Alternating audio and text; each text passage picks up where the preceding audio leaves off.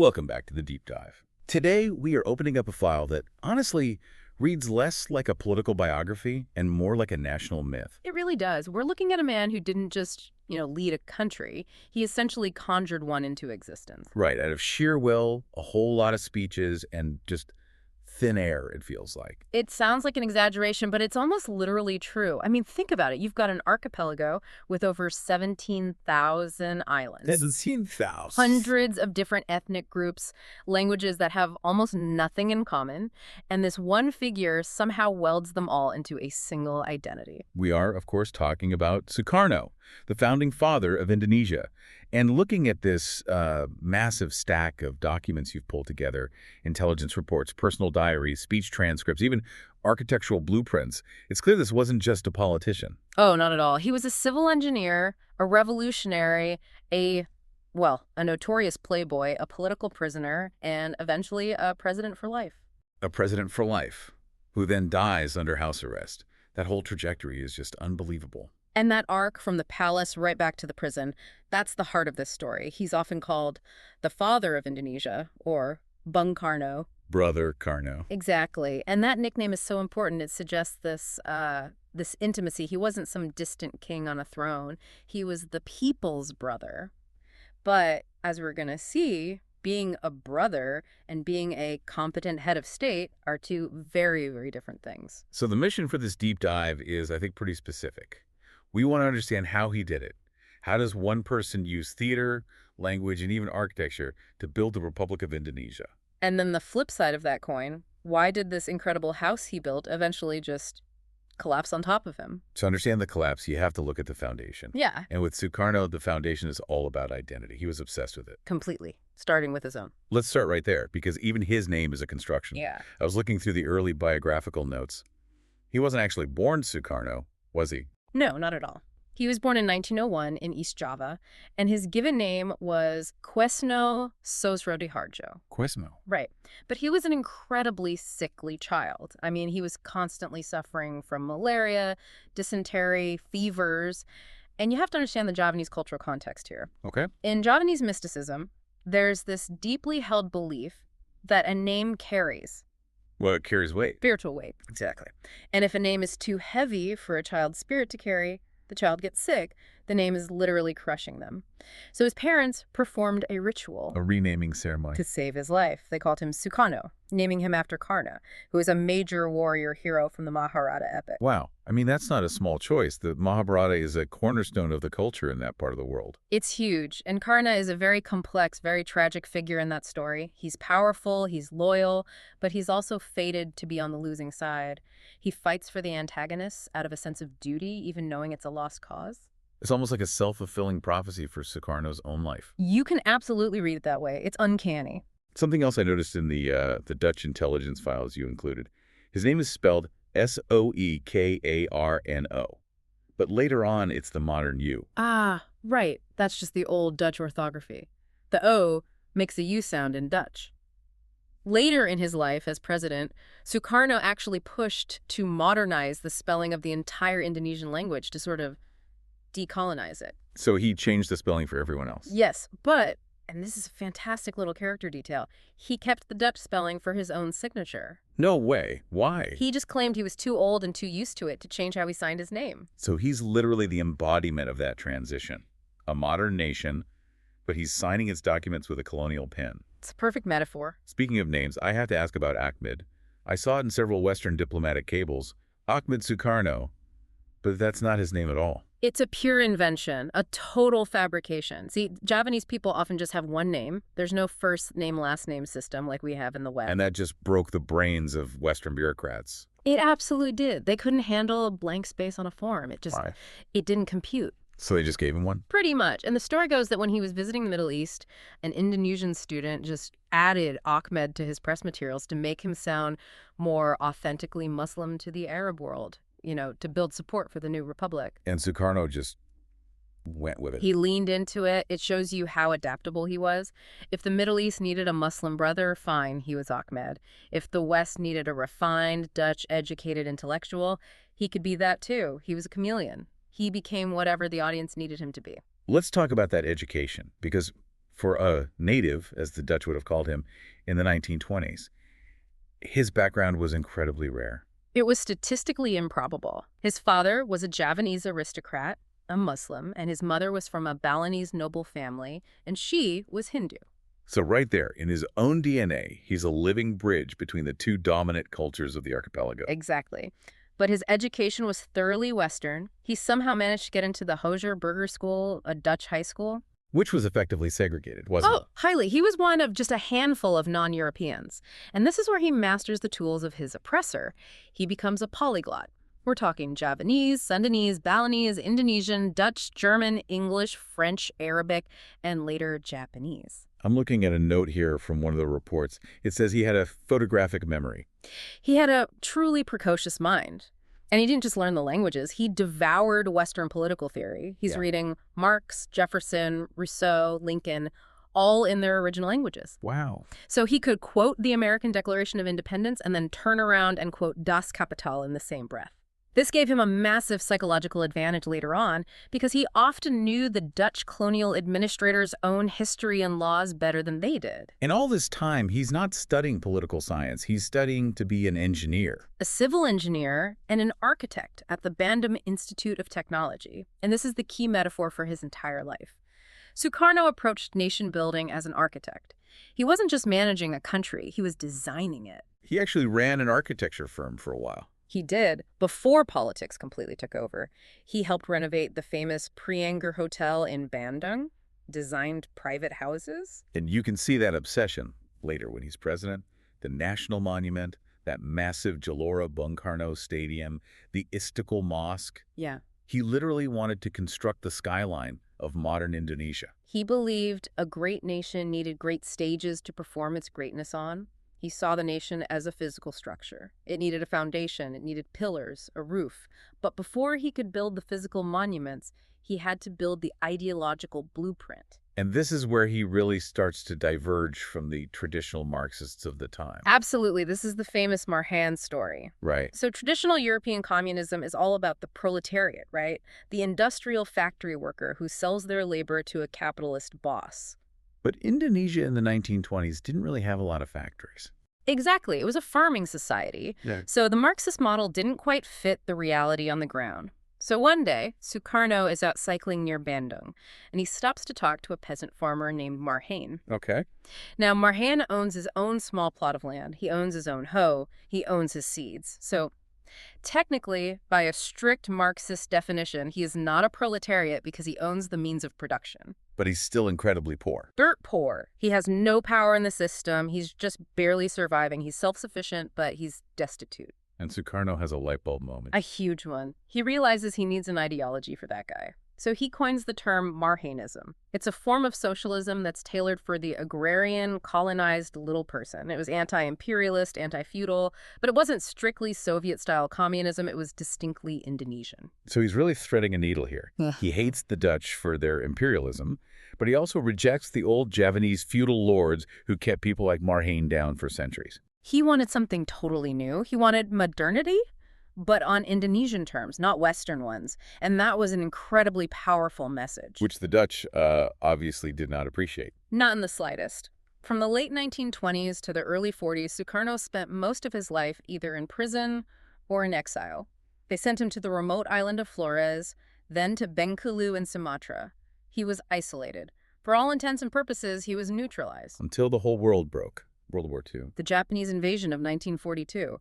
And this changes everything. This is a part of the file that gets really, really murky. I think for a lot of people, the idea of a revered independence hero collaborating with the Japanese Empire, which was absolutely brutal, is shocking. It is. But the sources suggest that Sukarno and his partner, Muhammad Hatta, actually saw this coming. They predicted it. In a way. There's an ancient Javanese prophecy, the Joyoboyo prophecy, which predicted that yellow people from the north would come and rule Java for the lifetime of the maize plant, a very short time.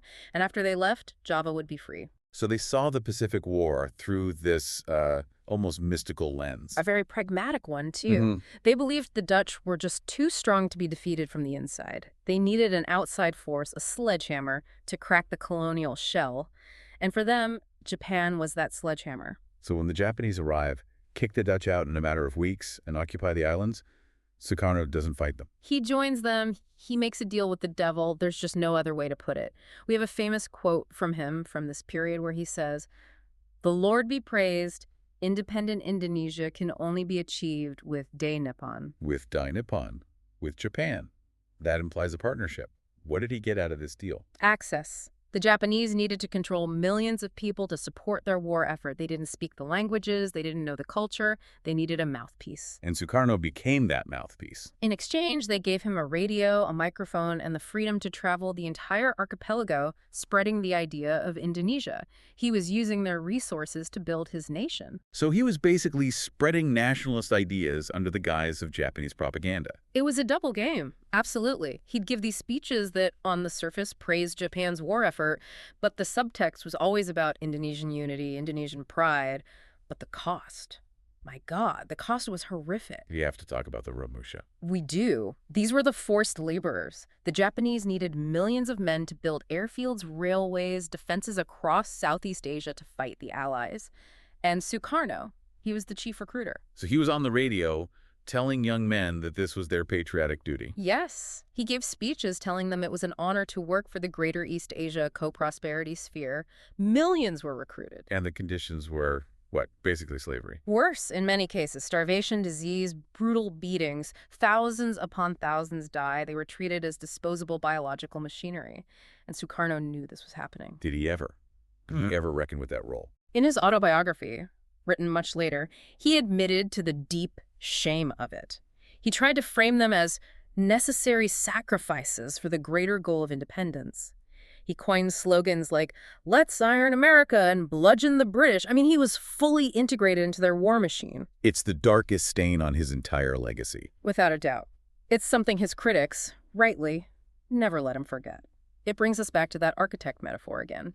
You know, if you're building a skyscraper, you account for a certain number of workplace accidents. But these weren't accidents. These were millions of human lives sacrificed for the structure of the nation. It's a ruthless, chilling calculus. And yet, amidst all this darkness, he lays what becomes the philosophical cornerstone of the country. June 1st, 1945, the Pancasila. The 5 principles. This is still the official state ideology of Indonesia today. But looking at the early drafts in our source stack, this almost caused the country to fracture before it was even born. It was the ultimate high-wire act. The Japanese had set up this investigative committee for independence, the BPU-PK, and Sukarno gets up and proposes 5 founding principles, the 5 pillars for his national house. Okay. Nationalism, internationalism, or you could say human rights, democracy, social justice, and belief in God. And it's that last one, belief in God, that caused all the friction, right? Precisely. Because Indonesia is a majority Muslim country, but it also has very significant Christian, Hindu, and Buddhist populations, especially in the Eastern Islands. The hardline Islamists on the committee wanted the first principle to explicitly state an obligation for Muslims to follow Sharia law. And that was actually written into the draft, the Jakarta Charter. It was. Yeah. And if that had stayed in the final constitution, Indonesia would have effectively become an Islamic state. And the Eastern Islands, which are largely Christian, would have almost certainly refused to join the Republic. They would have split off. The nation would have been stillborn. Sukarno and Hatta realized this at the absolute 11th hour. The day after they declare independence, August 18th, they meet and they scrub that Sharia clause. They changed it to the much more inclusive belief in one supreme God. Wow. That is a massive pivot. He chose national unity over religious dogma. He did. And it saved the nation from fracturing, but it also created a permanent enemy in the radical Islamist factions. They felt betrayed. And that tension, that betrayal never really went away. It just simmered under the surface for decades. Okay, so let's fast forward a bit. August 1945, the atomic bombs have been dropped on Hiroshima and Nagasaki, Japan surrenders, and suddenly there's a complete power vacuum. The perfect moment. The Dutch are gone, the Japanese are defeated, and the Allies haven't arrived yet. It's the window of opportunity he's been waiting for his entire life. But Sukarno, he hesitates. Why? Why would he hesitate now? Fear, or maybe pragmatism. He's in Jakarta.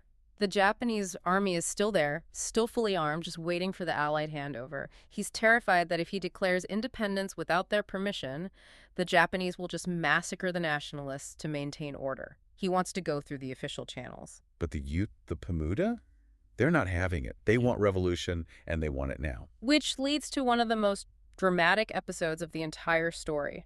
The Rengas Dengklok incident. It's like something out of a crime thriller. At 3:00 a.m. on August 16th, a group of young, radical nationalists basically break into Sukarno's house. They kidnap him and Hatta at gunpoint. They kidnapped their own leader. Yep. Threw them in cars, drove them to a military garrison outside the city in a place called Rengas Dengklok. They sat him down and said, essentially, "We are not going back to Jakarta until you promise to declare independence right now. We are done waiting for the Japanese." They completely forced his hand. Talk about revolutionary peer pressure. And it worked. Sukarno realized the momentum was just unstoppable. He goes back to Jakarta that night. They all go to the house of a sympathetic Japanese admiral, Admiral Maida, because it was one of the few safe places in the city. And they pull an all-nighter, literally drafting the Proclamation of Independence on his dining room table. And the next morning, August 17th, 1945. At 10:00 a.m., Sukarno stands on his own front porch. There's a small crowd. He reads the proclamation. It was incredibly simple, short, hasty. "We, the people of Indonesia, hereby declare the independence of Indonesia." and that was it. And then the real war began.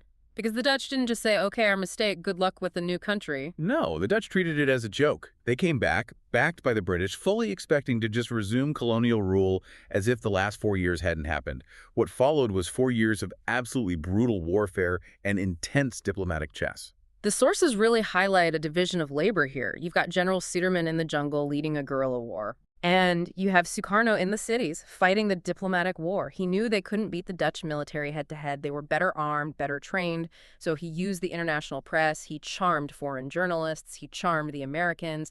He framed Indonesia as the underdog, as a victim of old-world imperialism. He made the Dutch look like bullies on the world stage. And it was the United States that eventually tipped the scales, wasn't it? It was the Marshall Plan. The U.S. was pouring billions into rebuilding post-war Europe, including the Netherlands.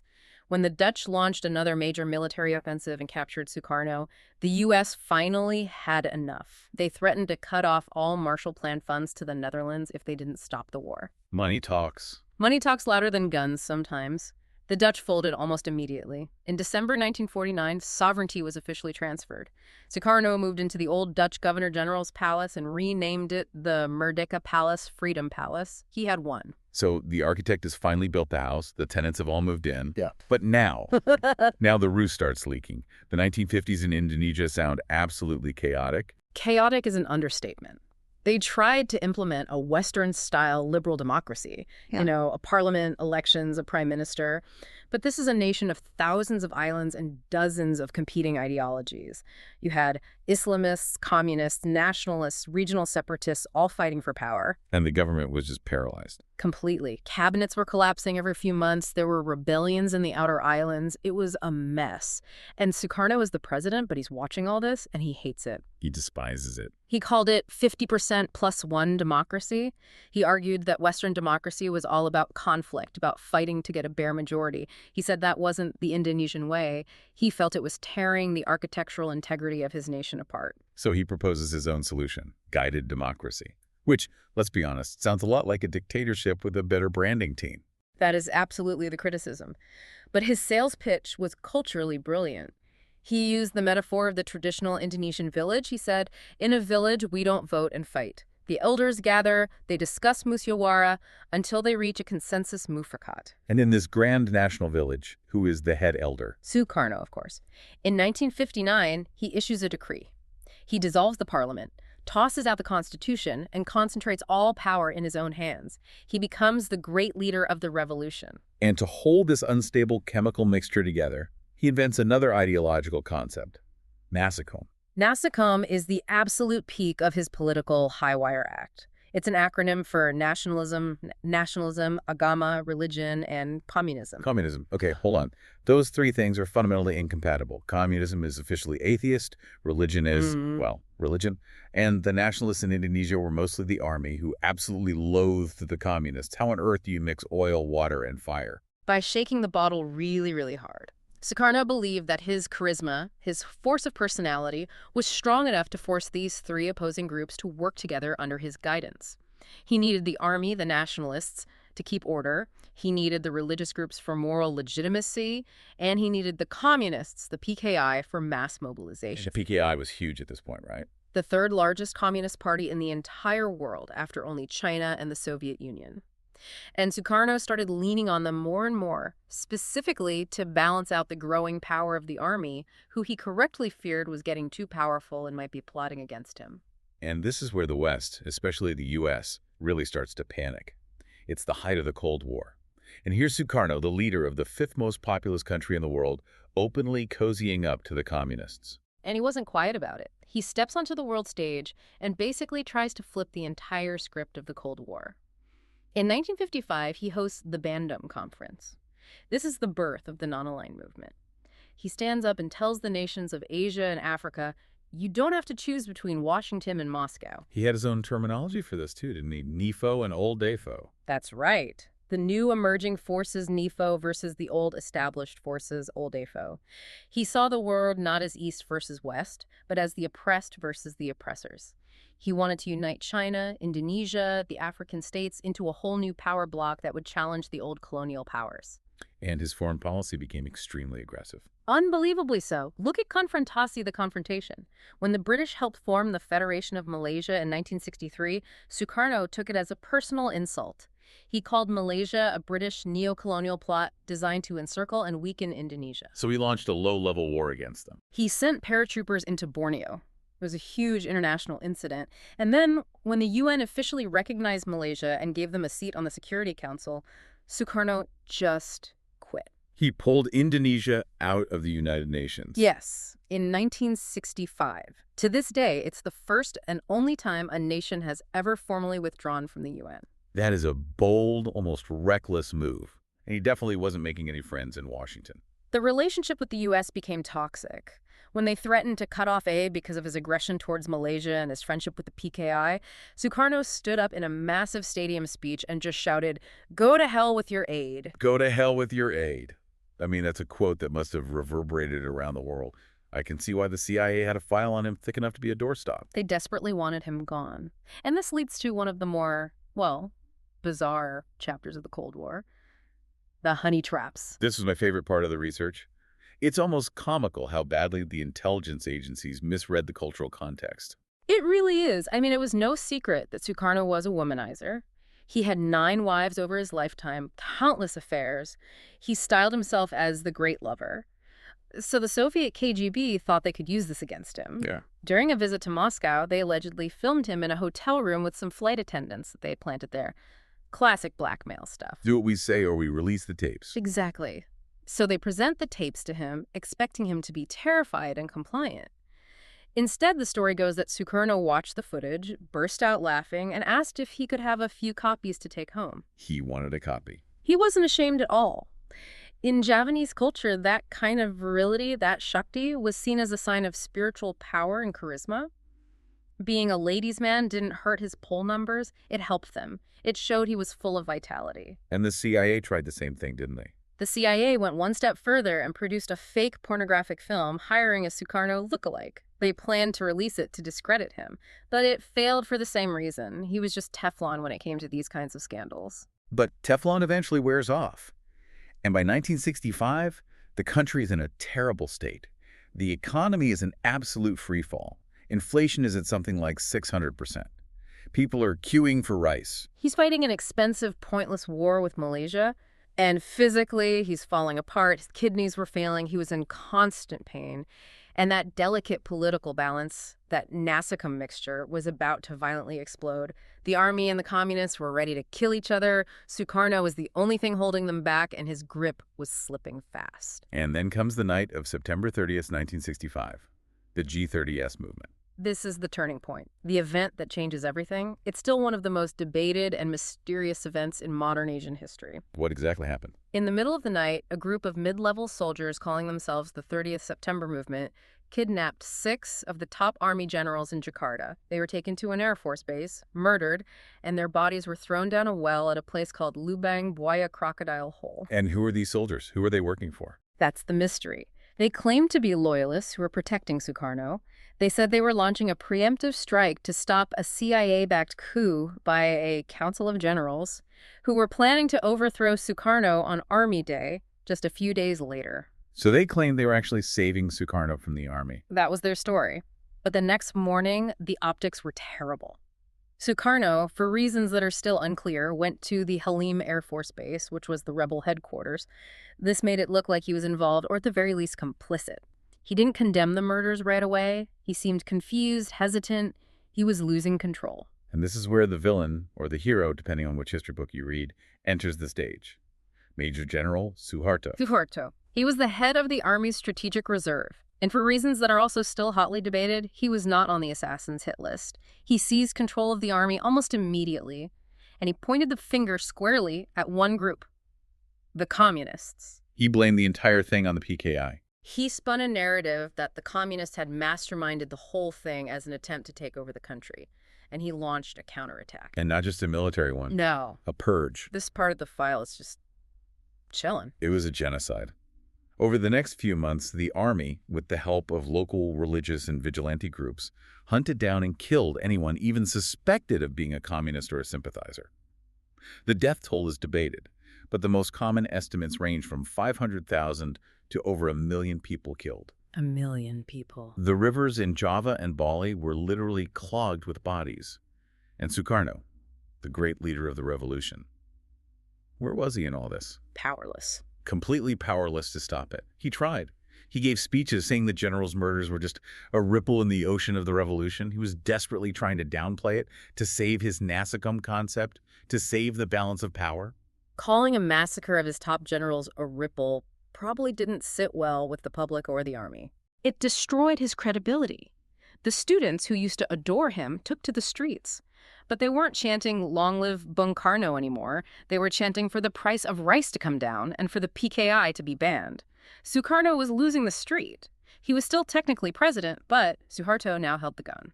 And then came what's called the slow-motion coup, the Super Samar. March 11th, 1966. The presidential palace was surrounded by protesters and unnamed troops. Sukarno was forced to sign a document, the Surat Perintah Sebelas Maret, or Super Samar, the order of March 11th. It gave Suharto the authority to take all measures considered necessary to restore order and security. It sounds like a blank check. It was. It was the legal instrument of the coup. Suharto used that piece of paper to officially ban the PKI, arrest Sukarno's loyal ministers, and just slowly, methodically, he tightened the noose around Sukarno's neck. Was Sukarno forced to sign it at gunpoint?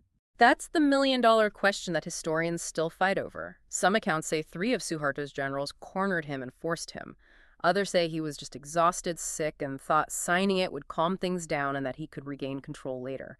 But once he signed it, it was over. By 1967, he's officially stripped of his powers and the end of his life.